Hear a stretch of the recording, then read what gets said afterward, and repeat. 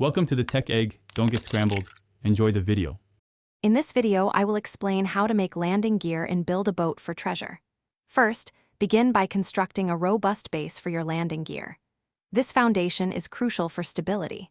Next, integrate hinges and pistons to enable the retractable function. Pay close attention to their placement.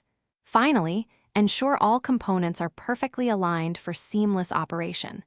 This precision prevents any jamming or uneven movement during gameplay.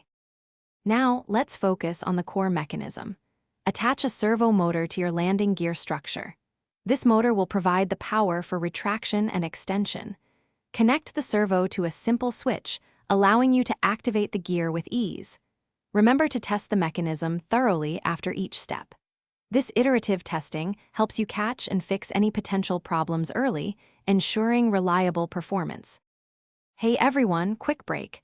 If you're finding this guide helpful, please hit that subscribe button and give the video a like. It really helps the channel grow. On another note, just like building a sturdy landing gear, meal prep needs good foundations. Make meal prep easy with these fantastic leak-proof containers. Check the description for the link and other great deals. Now, let's get back to the video.